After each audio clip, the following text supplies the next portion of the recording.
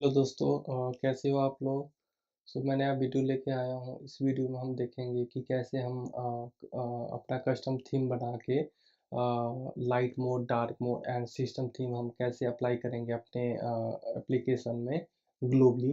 So mainly जब हम कोई बड़े एप्लीकेशन पे काम करते हैं तो उसमें हमें थीम की रिक्वायरमेंट होती है।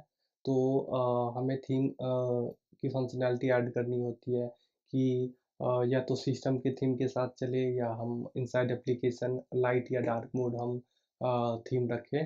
तो उसके लिए मैं अब दिखा रहा हूँ कि कैसे इस चीज़ को हमें मैनेज करनी है। तो जस्ट हमने कुछ डमी लिस्ट यहाँ पे प्ले कर रखा है, और ये देखने के लिए कि कैसे हम इसकी फ़ॉन्ट, बैकग्राउंड एंड टेक्स्ट की कलर कैसे चेंज करते हैं। तो आपको मैं स्टेप बाय स्टेप दिखाता हूँ।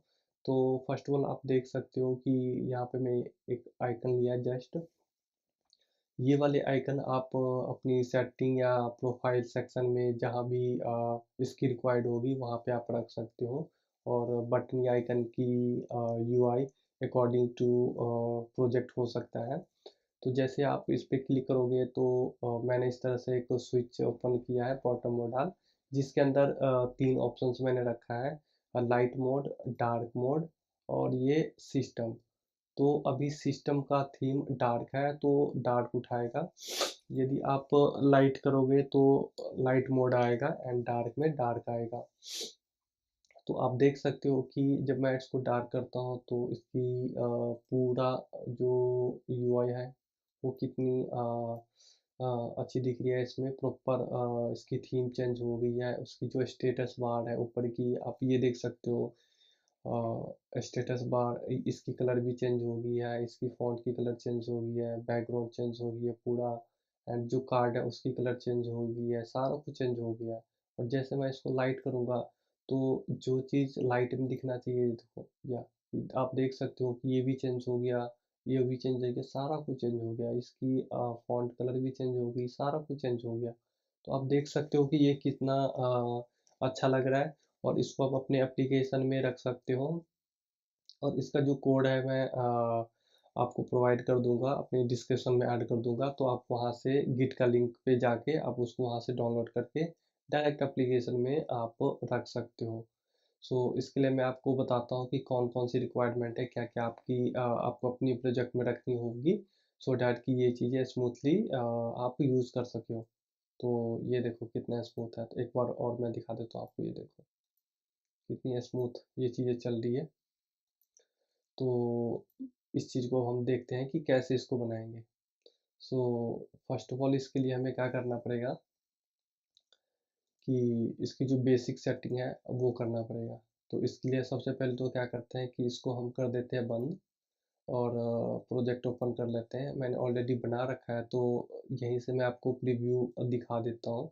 और इसकी जो कोड है वो मैं अपनी डिस्क्रिप्शन में डाल दूंगा, सो डैट कि आप कोड देख के भी समझ जाओगे एंड उसको अपने प्रोजेक्ट में रख के इम्प्लीमेंट कर सकते हो। तो यदि कुछ इशू आएगा, कहाँ पे इशू आएगा, क्योंकि मुझे आ चुका है ये इशू, तो मैं आपको डायरेक्टली बता देता हूँ कि कहाँ पे आएगा और आपको क्या क्या स्टेप्स फॉलो करने पड़ेंगे। सबसे पहले जो आपको रिक्वायरमेंट्स है कि आपको क्या क्या इंस्टॉल करना पड़ेगा, इसके लिए क्या क्या सेटअप करना पड़ेगा। इसके लिए आपको सबसे पहले कुछ जो पैकेज है वो आपको इसमें इंस्टॉल करना पड़ेगा। तो सबसे पहले इसके अंदर जो पैकेजेस हैं वो सबसे पहले आपको इंस्टॉल करना पड़ेगा सिका। ये लाइब्रेरी यूज़ कर रहे हैं हम बेसिकली 2D ग्राफिक के लिए यूज़ करते हैं। तो जैसे कि 2D कोई ग्राफिक, जैसे कि हमें कोई सर्कल या कोई सन या मून का कोई आइकन या डिज़ाइन बनानी है, तो एक तो है कि हम आइकन यूज़ करेंगे, दूसरा होता है कि हम इस लाइब्रेरी का यूज़ करके उसको हम जनरेट करेंगे। दूसरा है एग्जॉस्ट, ये हम एपीआई कॉल करेंगे एक लिस्ट दिखाने के लिए, तो उसके लिए हमने किया है। और ये है जेस्टर हैंडलर, आपको पता ही है ये चीज़ें। उसके बाद हम यूज़ करेंगे एमएमकेवी, ये हम लोकल स्टोरेज के लिए यूज़ करेंगे, क्योंकि थीम की जो भी स्टेटस होगी उसको हमें परसिस्ट करके सेव करके रखना पड़ेगा, तो उस चीज़ के लिए। उसके बाद हम यूज़ कर रहे हैं रिएक्ट नेटिव पेपर, जो कि यूआई टूल्स है। इसके थ्रू हम लाइट डार्क मोड को मैनेज करेंगे, क्योंकि इसका जब हम यूज़ करेंगे तो काफ़ी सारी चीज़ें हमारा ईज़ी हो जाएगा और हमें नंबर ऑफ़ कोड कम लिखना पड़ेगा।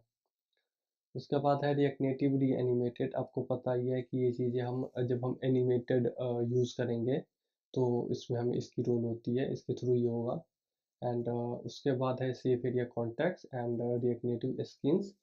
आपको पता ही है। उसके बाद हम यूज़ करेंगे vector icon and Justin. Justin use होता है स्टेट मैनेजमेंट के लिए, सेम लाइक जैसे कि आप रिडक्स यूज़ करते हो तो इस पैकेज के अंदर रिडक्स की वो सारी प्रॉपर्टीज़ है, तो आपको ज़्यादा स्टोर वगैरह बनाने की ज़रूरत नहीं पड़ेगी। इसके अंदर सारा कुछ ऑलरेडी इनबिल्ट बने बनाया है, तो डायरेक्ट आप स्टोर से वहाँ से उठा सकते हो और उसी के अंदर चीज़ को रख सकते हो, तो इसके लिए हम यूज़ करेंगे।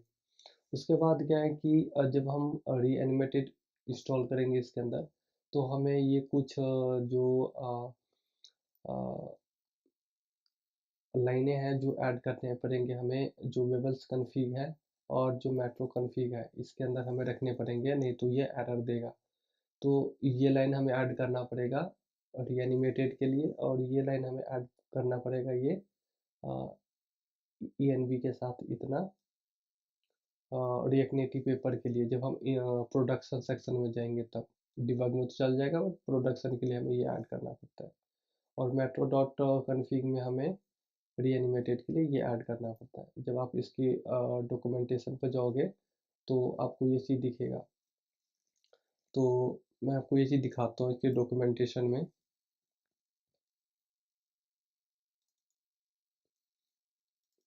इसके डॉक्यूमेंटेशन में मैं आपको दिखाता हूँ।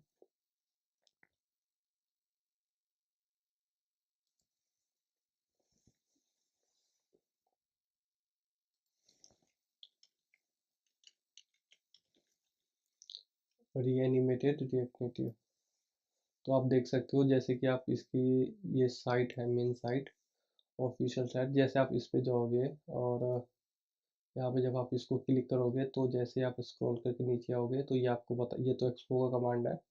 यदि आप एक्सपो यूज़ करते हो तो इसको यूज़ कर सकते हो, अदरवाइज यदि आप CLA यूज़ करते हो तो ये मैंने कर दिया है। ये लाइब्रेरी आपको रीएनिमेटेड के लिए इंस्टॉल करना पड़ेगा। एंड उसके बाद ये देखो, ये बोल रहा है कि ये प्लगइन इसके अंदर इंस्टॉल करना है बेबल्स कन्फिग के अंदर। इसके बाद क्या करोगे आप कि ये वाली लाइन भी ऐड कर दोगे, हालांकि इसके बिना भी चल जाता है, बट सेफ रहेगा कि ये ऐड कर दोगे। एंड उसके बाद मस्ट कंपलसरी है कि आप ये वाले कमांड चलाओगे, क्योंकि इसके बाद हमें इसकी जो कैसे होती है उसको क्लियर करना होता है, रिसेट करनी होती है। तो ये वाली लाइनें हमें चलाना ज़रूरी होता है, अदरवाइज ये आपको एरर देगा रीएनिमेटेड का। तो बस इसका यही सेटअप है। उसके बाद CDIOS में जाकर पॉड इंस्टॉल वगैरह करके आप इसको चला सकते हो। तो ये था रीएनिमेटेड का। और उसके बाद है, ये भी मैं दिखाता हूँ कि ये जो सिक्का है ये किस लिए यूज़ होता है, तो ये भी मैं आपको इधर दिखाता हूँ। ये देखो, जैसे नेट पे इसको डालोगे तो यहाँ पे आ जाएगा NPM में। तो आप इसका ये देख सकते हो, हाई परफॉर्मेंस 2D ग्राफिक लिखा हुआ है कि high performance 2D graphic for react native using सिका। तो आप देख सकते हो जैसे इसको आप यूज़ करोगे तो आपको पता लग जाएगा क्या चीज़ है। यदि इसके डॉक्यूमेंटेशन में जाना है तो यहाँ पे आप क्लिक करो, और इसकी जो डॉक्यूमेंटेशन है उसमें आप जा सकते हो कि ये देखो, ये आप देख सकते हो कि यदि कोई आपको कोई कैनवस या कोई पेंटिंग या कोई ग्रुप शेप इमेज या कुछ भी आपको बनाना है, जैसे कि वीडियो मैंने क्लिक की, यदि आपको कोई वीडियो या कुछ क्रिएट करना हो तो आप इस तरह से ये चीज़ें क्रिएट कर सकते हो। यदि आपको कोई शेप क्रिएट करना हो, जैसे कि path, ellipse, Atlas, vertical picture, कुछ भी क्रिएट करना हो तो आप इसकी हेल्प से आप कर सकते हो। तो यदि मास्किंग फ़िल्टर करनी है, कलर की फ़िल्टर करनी है, तो आप इसके थ्रू कर सकते हो। ये देखो, आप देख सकते हो कलर की फ़िल्टरिंग कैसी हुई है, ये देखो।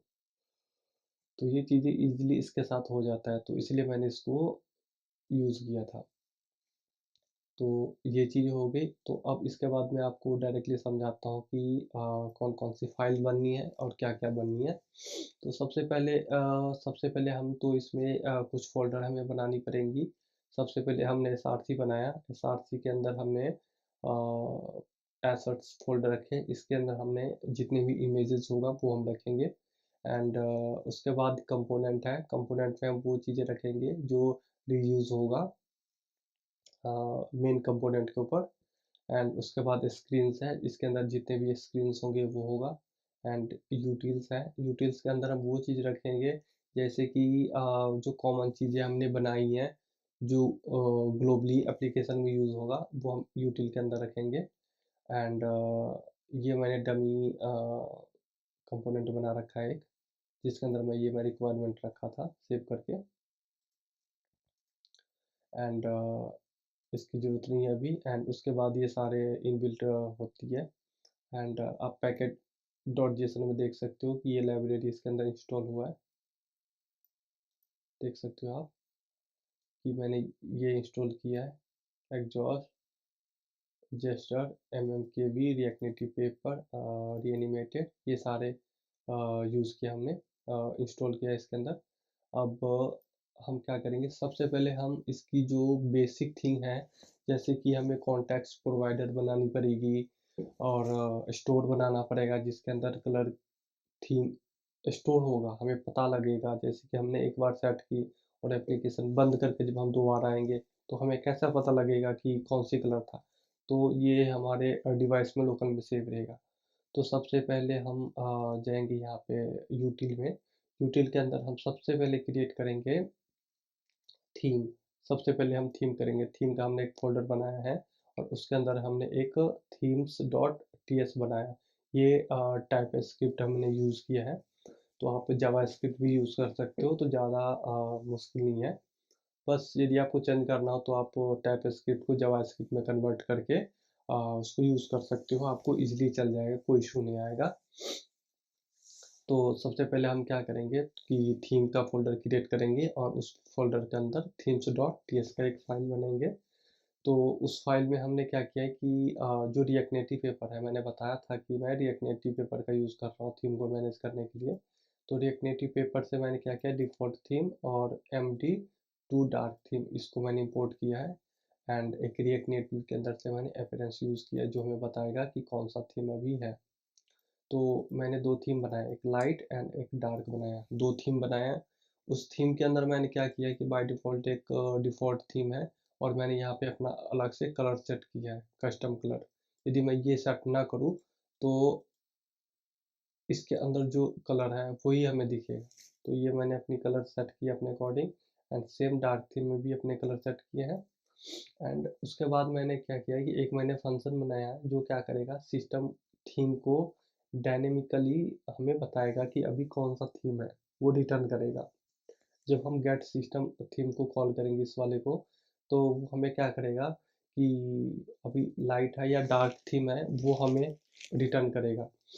और इसको मैंने यहाँ से एक्सपोर्ट किया है, तो जब इसको यूज़ करेंगे तो हमें ऑटोमेटिक ये चीज़ हमें मिल जाएगा।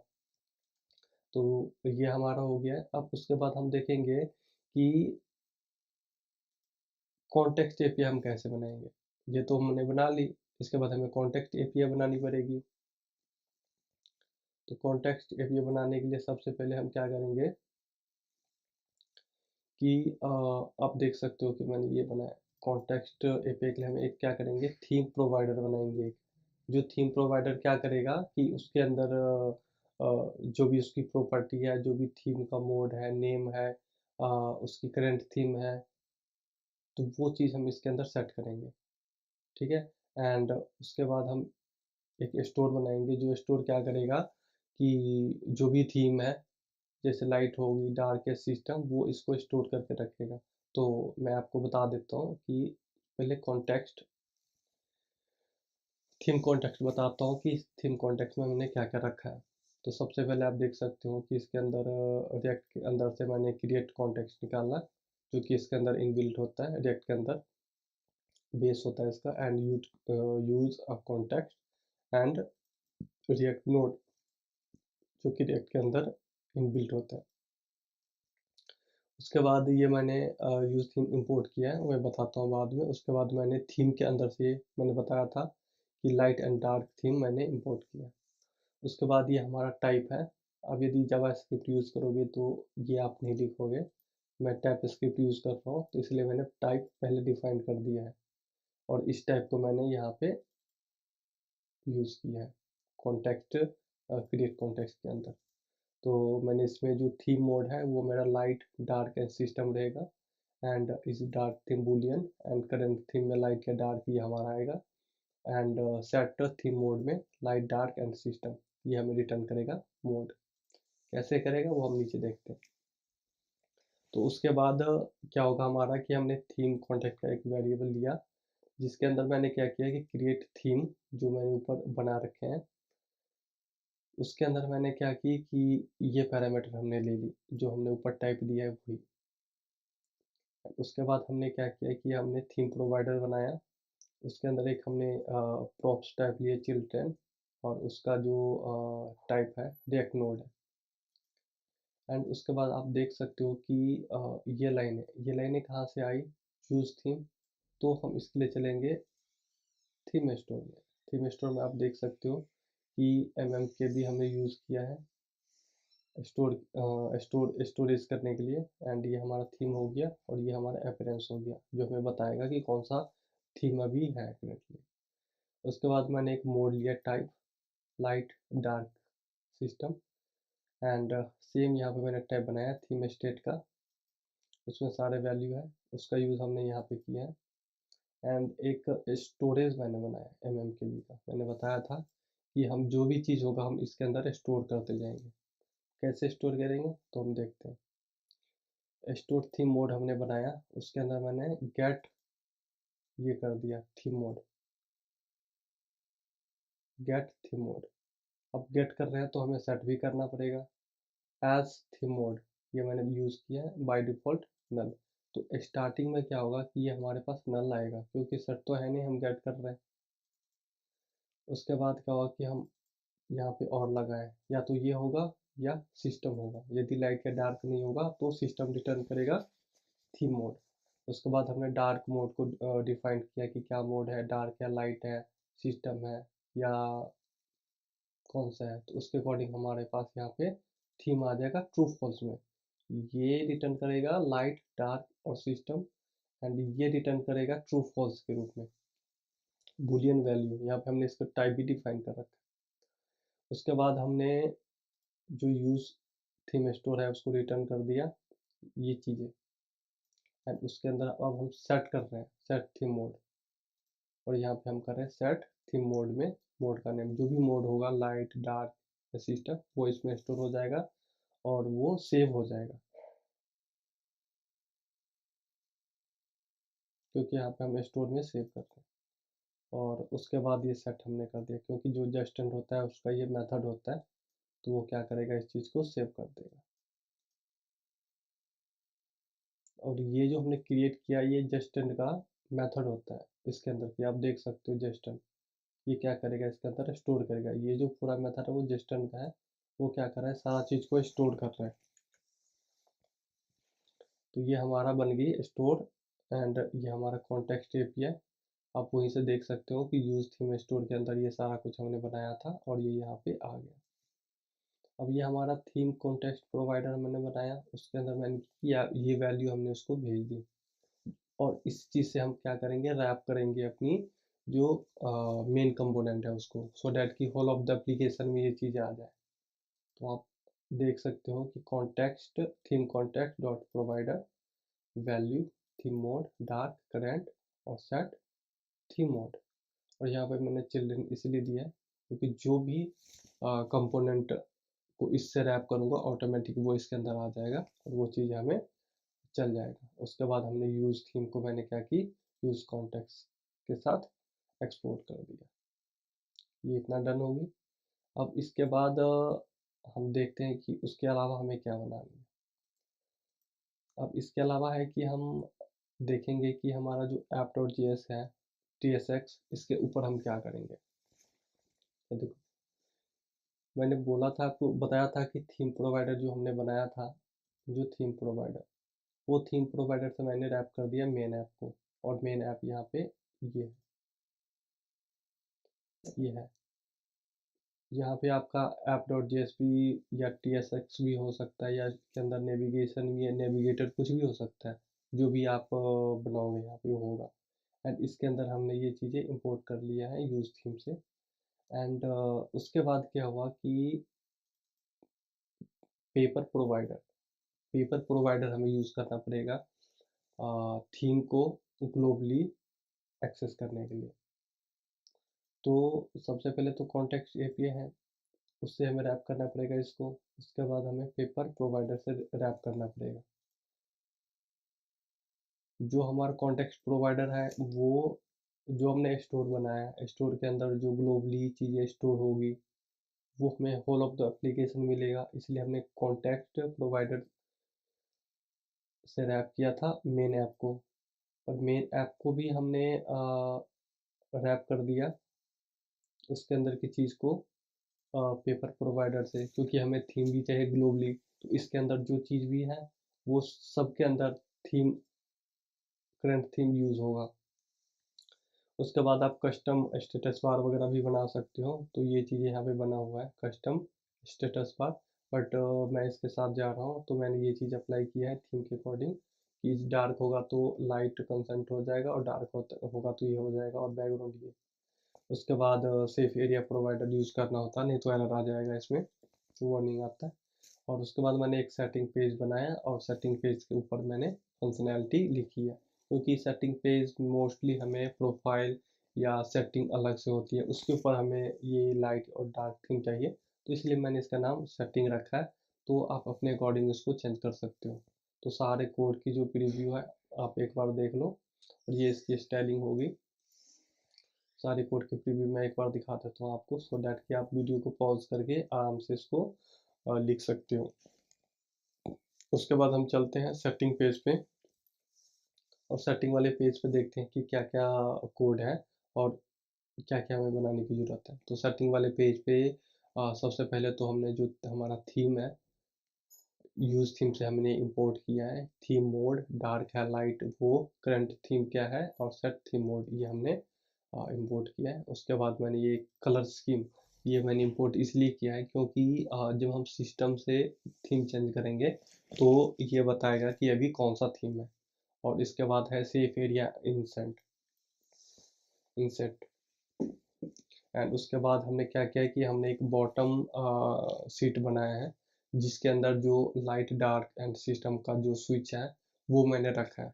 तो बॉटम सीट मैंने एक बनाया है, तो उसका ये रेफरेंस है, रेफरेंस मैंने क्रिएट किया है यूज रेफ करके। ये रिएक्ट की प्रॉपर्टी है, हुक्स है, तो आपको पता ही होगा ये चीज़ें। हुक्स है, ये क्या करेगा कि जब हम क्लिक करेंगे तो वो इसकी जो रेफरेंस है वो होल्ड करेंगे और उस चीज़ को पास करेगा। तो बाय डिफ़ॉल्ट मैंने इसकी वैल्यू नल रखी है। तो उसके बाद ये थीम है, मैंने एक हुक्स स्टेट बनाया है थीम के नाम से, एंड सेट थीम किया उसके अंदर, एंड इसके मैंने टाइप रखी है स्ट्रिंग, नल और अनडिफाइंड। ये तीनों में से कोई एक हो सकता है, मैंने और यहाँ पे चेक लगाया है। यदि आप जेएस यूज़ कर रहे हो तो उसमें ये नहीं लिखोगे आप, ये वाला पार्ट नहीं होगा यदि आप जेएस यूज़ करो, और इसके अंदर आप लिख सकते हो कि नल है या स्ट्रिंग है या क्या है। एंड उसके बाद मैंने एक स्विच का भी स्टेट बनाया है, उसका स्ट्रिंग टाइप है, उसमें थीम का मोड मैंने रखा है कि कौन सा थीम है बाय डिफ़ॉल्ट, तो वो चीज़ है। एंड उसके बाद मैंने एक यूज इफेक्ट बनाया है इसकी स्टेट को मैनेज करने के लिए, कि जैसे ही थीम चेंज हो या कोई कलर चेंज हो तो ऑटोमेटिक उसकी स्टेट चेंज हो जाए और हमें उसकी इफेक्ट देखने को मिल जाए। उसके बाद क्या किया है कि मैंने एक एनिमेटेड के लिए मैंने क्या किया है कि एक मैंने बैकग्राउंड कलर की एनिमेशन बनाई है, और उसमें मैंने चेक लगाया है कि वो डार्क है या लाइट है। लाइट और डार्क के अकॉर्डिंग मैंने उसकी बैकग्राउंड चेंज की, क्योंकि हमें बैकग्राउंड सबसे पहले चेंज करनी होती है। तो यदि डार्क होगा तो ये बैकग्राउंड होगी, लाइट होगा तो ये बैकग्राउंड होगी।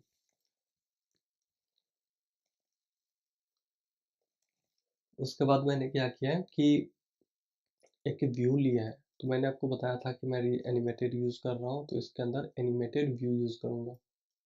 तो आप डायरेक्ट व्यू व्यू यूज़ करोगे तब भी चलेगा, बट मैं एनिमेटेड के साथ कर रहा हूँ, एनिमेशन के साथ, तो मैं इसके अंदर व्यू लगाया हूँ।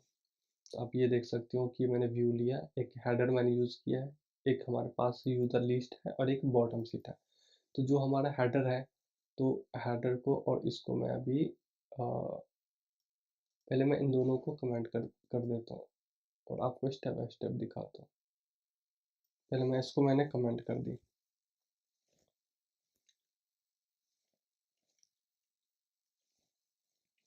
इसको कमेंट कर दी। पहले मैं इसका दिखाता हूँ कि हेडर के अंदर क्या है। यदि मैं इसको रन करूँ यहाँ पे,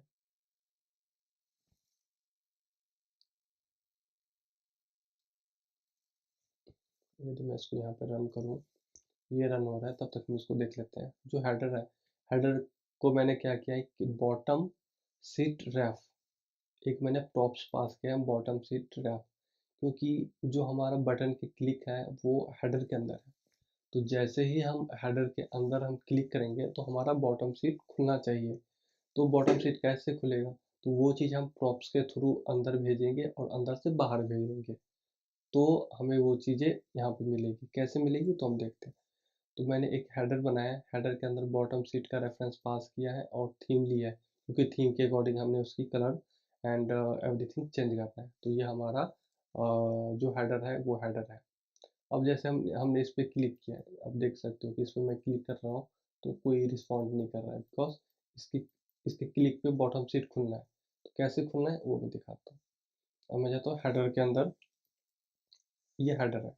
हेडर के मैं अंदर क्या किया, मैंने बॉटम सीट का रेफरेंस लिया है, थीम है, और एक इसको हमने क्या की कि टाइप दे दी प्रॉप्स। प्रॉप्स के अंदर मैंने बॉटम सीट का रेफरेंस लिया है और थीम है। थीम इन तीनों में से कोई एक हो सकता है। और मैंने बॉटम सीट का मेथड इसका टाइप रखा है। बॉटम सीट का मेथड क्या है वो हम देख लेते हैं। तो बॉटम सीट का जो मेथड है, आप देख सकते हो कि एक है एक्सपेंड और एक है क्लोज, क्योंकि बॉटम सीट एक्सपेंड होगा और क्लोज होगा, खुलेगा और बंद होगा। तो उसका अलग से टाइप ये इंटरफेस है, तो डायरेक्टली हमने उसको वहाँ पे यूज़ किया था।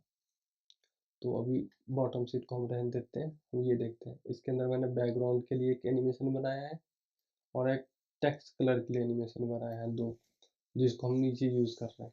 अब ये देख सकते हो कि व्यू बनाया है, ये टेक्स्ट है जो यहाँ पर दिख रहा है, चेंज थीम। एंड उसके बाद मैंने एक टचेबल विदाउट फीडबैक बटन लिया है। तो उस बटन में क्या है कि आप देख सकते हो कि bottom seat dot grand expand, जैसे ही ये चीज़ कॉल होगा तो ऑटोमेटिक क्या होगा कि ये चीज़ें जो है वो एक्सपेंड की कमांड भेजेगा रेफरेंस को। क्योंकि आप देख सकते हो कि यहाँ पे मैंने एक रेफरेंस लिया है, बॉटम सीट का रेफरेंस लिया है, तो बाय डिफ़ॉल्ट तो नल है। पर जैसे ही इस पे क्लिक होगा तो इसके अंदर एक्सपेंड की कमांड आ जाएगी और ये क्या करेगा, एक्सपेंड कर देगा बॉटम सीट को जहाँ पे भी है। तो ये देखो बॉटम सीट हमने यहाँ पे यूज़ किया है रेफ में, तो ये एक्सपेंड हो जाएगा। तो हम इसको करते हैं इनेबल, बॉटम सीट को भी इनेबल करते हैं।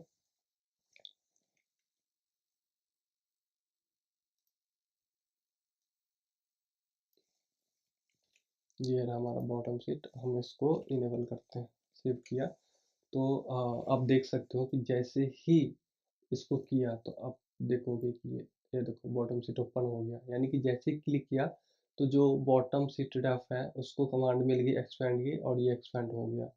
एंड उसके अंदर अलग अलग प्रॉप्स हैं, सेट थीम है, सेट थीम स्विच है एंड थीम स्विच है। तो अलग अलग प्रॉप्स भेजे हैं। कुछ प्रॉप्स हैं जो वैल्यू स्विच के अंदर लेके जा रहे हैं, और कुछ प्रॉप्स हैं जो स्विच के अंदर से वैल्यू लेके आ रहे हैं। जो सेट वाले हैं, जैसे कि ये हो गया, ये हो गया, ये बॉटम सीट के अंदर से वापस लेके आ रहे हैं वैल्यू। और जो सिंपल है, ये थीम होगी या थीम स्विच हो गया, ये वैल्यू लेके जा रहे हैं उसके अंदर। तो इसके अंदर कॉल बैक यूज़ है, जो वैल्यू को अंदर लेके जा रहा है और बाहर रिटर्न कर रहा है। तो अब मैं आपको दिखाता हूँ कि बॉटम सीट के अंदर क्या क्या चीज़ है। तो आप ये देख लो, प्रीव्यू देख लो कोड की कि क्या क्या हमने यूज़ कर रखा है। तो आपको मैंने बताया था कि ये देखो कि जो हमारा री एनिमेटर है इसके अंदर काफ़ी सारी चीज़ें होती हैं। यूज़ री animated style, shape, spin and timing, है ना, सारा कुछ इसके अंदर। एंड इसके अंदर जेस्चर हैंडलर भी यूज़ हुआ है। एंड हमने बैकड्रॉप, स्विच और आइकन्स, ये तीन बनाए हैं। ये दिखाता हूँ कि किस लिए बनाया है। एंड ये प्रॉप्स टाइप हो गए हमारे, बॉटम सीट की कि क्या-क्या इसके अंदर है, क्योंकि जो चीज़ हमने यहाँ से भेजी थी, यहाँ से, ये जो हमने भेजा है जो 4-5 चीज़ें, इसके हमने एक प्रॉप्स बना लिए यहाँ पे, ताकि कोई चीज़ नल या अनडिफाइंड ना आए। तो उस चीज़ के लिए हमने इसको टाइप दे दी। यहाँ पे प्रॉप्स की जगह आप कुछ भी नाम लिख सकते हो, कोई एरर नहीं आएगा। मैं यहाँ पे यदि मैं लिखता हूँ कि बॉटम बॉटम प्रॉप्स, मैंने यहाँ पे बॉटम प्रॉप्स लिख दी, देख सकते हो। और इसको मैं यूज़ कर लूँगा यहाँ पे, तो चल जाएगा, कोई इशू नहीं आएगा। ये देखो चल गया, तो कोई इशू नहीं आएगा। मैंने प्रॉप्स कर दी एंड उसके बाद आप देख सकते हो कि इसके अंदर width, height and bottom seat की हाइट कितनी होनी चाहिए, एंड उसके बाद कब ओपन होगा, कब क्लोज होगा, इसकी ट्रांजैक्शन क्या है।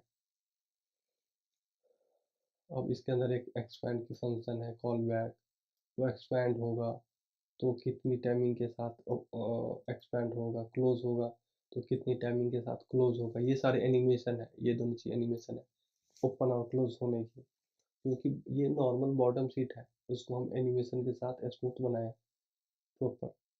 आप देख सकते हो कि एक्सपेंड कब होगा, क्लोज कब होगा, ये एनिमेशन होगी, एनिमेशन स्टाइल। इसके अंदर हमने ट्रांसफॉर्मेशन दिया है, तभी वो ये बॉटम में दिख रहा है, नहीं तो ये ऊपर सेंटर में दिखता। ये बैकग्राउंड हो गई, ये होगी आपकी लाइन कलर एनिमेशन, ये होगी टेक्स्ट कलर एनिमेशन, ये होगी पेन जेस्टर, जो टच पे जैसे कि मैंने आउटसाइड मैंने क्लिक की तो ये बंद हो गया, तो ये इसकी वजह से चल रही है। एंड उसके बाद है ये है बैकड्रॉप। बैकड्रॉप का मतलब आप देख सकते हो कि या ये है बैकड्रॉप, ये जो मैंने बनाया कि ऐसे करके जो कर रहा है बैकड्रॉप है। यदि मैं इसको बंद कर दूं तो मैं दिखाता हूँ, यदि मैं इसको क्लोज करके सेव कर दूं तो ये चीज़ हट जाएगा। ये देखो हट गया वो चीज़, ये देखो बैकड्रॉप हट गया, मतलब कि जो यहाँ पे इसकी बैकड्रॉप थी, इसकी बैकग्राउंड को बैकग्राउंड बोल रहे थे हम, वो चीज़ें कि वो कितनी हाइट पे, तो वो चीज़ हट गई। अब मैंने उसको इनेबल कर दी तो वो देखना शुरू हो जाएगा। ये चीज़ है, ये था इसका बैकड्रॉप, पीछे का जो बैकग्राउंड था इसका, वो उसको कितनी हाइट होनी चाहिए, कितनी भी क्लोज हाइट होनी चाहिए, वो सारा कुछ है। यदि मैं इस पे जाऊँ तो ये सारा कुछ है। इसको यदि मैं चेंज कर दूँ तो इसकी पोजीशन भी चेंज हो जाएगा। आप कोड की प्रीव्यू देख सकते हो। उसके बाद ये व्यू हो गया, व्यू को ये हमने हाइट विथ बॉटम सारा कुछ दे रखा है। आप इसका प्रीव्यू देख सकते हो। ये स्विच है हमारा, ये स्विच, सिस्टम, लाइट, डार्क, ये थीम, सारा कुछ है। अब ये स्विच क्या है, ये स्विच हमने इस कंपोनेंट के अंदर बनाया है, आप देख सकते हो। बैकड्रॉप के लिए अलग से स्विच है, ये देखो बैकड्रॉप अलग से इसकी सारी कोड है। अब इसकी प्रीव्यू देख सकते हो।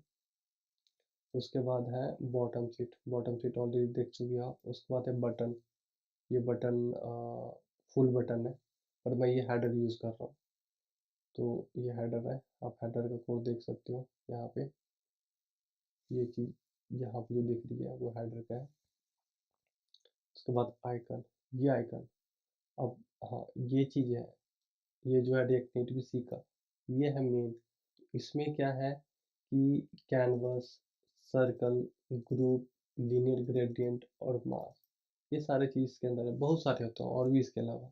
इसके थ्रू हमने क्या किया कि आइकन क्रिएट किया, ये देखो आप देख सकते हो कैनवस एक हमने क्रिएट किया। इसी के वजह से जो हमारा ये आइकन है ये ऐसा दिख रहा है, ये देखो आप देख सकते हो कि कितना प्रॉपर दिख रहा है। So looking good. सो उसके बाद एक स्विच है, ये ये स्विच ये वाला है बॉटम में, जो सिस्टम, लाइट और डार्क, इसके लिए है सिस्टम, लाइट, डार्क। यहाँ पे चेक लगे हुए हैं और चेक के अकॉर्डिंग यहाँ पे बटन प्रेस हो रहे हैं और ये चीज़ें चेंज हो रही है। और मैंने इस चीज़ को मैनेज किया यहाँ पे कि ये थीम हो तो यहाँ पे ये सेट हो जाए, ये थीम हो तो यहाँ पे ये सेट हो जाए। तो ये जो हमारा कंपोनेंट है, ये सारे मैं आपको इसका गिट का लिंक दे दूंगा और सीधे आप इसको डाउनलोड करके अपने फोल्डर में यूज़ कर सकते हो। इसमें कोई चेंज करने की ज़रूरत नहीं है, आप इसको एज इट इज़ यूज़ कर सकते हो। तो इसको मैंने इस हिसाब से बनाया है कि आप इसको कहीं भी यूज़ कर सकते हो। आपको ज़्यादा चेंज करने की कोई ज़रूरत नहीं है, आप इजीली इसको यूज़ कर सकते हो। उसके बाद जो हमारा मेन सेटिंग पेज है उसके ऊपर हमने ये सारे यूज़ किए हैं। और उसके बाद ये है यूज़र लिस्ट में मैंने क्या किया है कि बस एक एपीआई हिट किया है, ये डमी जेसन करके, जिसके अंदर यूज़र का इमेज वगैरह है, नेम वगैरह है, और इसको हमने इसके ऊपर रेंडर किया है। यहाँ पर लिस्ट हमने यूज़ किया। तो आप देख सकते हो इस चीज़ को मैंने सेव कर दी। ये देखो लोडिंग हुआ और ये सारा हो गया। तो फाइनली ये चीज़ हमारी बन की तैयार हो गई है थीम। इस थीम को कैसे हम देखेंगे। सपोज कि मैंने इसको लाइट कर दिया, लाइट है अभी, और इसको मैं फिर से रिलोड करता हूँ तो ये लाइट ही हो रहेगा। ये देखो लाइट ही है, ये डार्क नहीं है, लाइट ही है। यदि मैं इसको बंद करके भी चलाऊंगा तो लाइट ही रहेगा। और जैसे कि मैंने इसको डार्क किया और इसको मैं दोबारा चलाता हूँ तो ये देखो ये डार्क ही रहेगा, क्योंकि इसको मैं परसिस्ट करवा रहा हूँ, इसकी जो स्टेटस है उसको सेव करवा रहा हूँ। तो होल्ड ऑफ द एप्लीकेशन ये ऐसे ही रहेगा, इसके स्टेटस लाइट है या डार्क ही सेव हो रखा है। तो आप देख सकते हो कि ये कितना स्मूथ चल रहा है। तो इसकी जो कोड है वो मैं डिस्क्रिप्शन में दे दूंगा, गिट लिंक, आप उसको वहाँ इजीली से डाउनलोड कर सकते हो। ठीक है, thank you for watching and please इसको लाइक एंड सब्सक्राइब कर देना, ताकि जो मैंने वीडियो डालूंगा वो आपके तक टाइम से पहुंच जाएगा। सो अगले वीडियो में हम देखेंगे कि क्लीन आर्किटेक्चर हम कैसे बनाते हैं, तो वो चीज़ के ऊपर भी मैं वीडियो अपलोड करूंगा। सो नई वीडियो के लिए आप हमारे चैनल को सब्सक्राइब कीजिए। Thank you so much.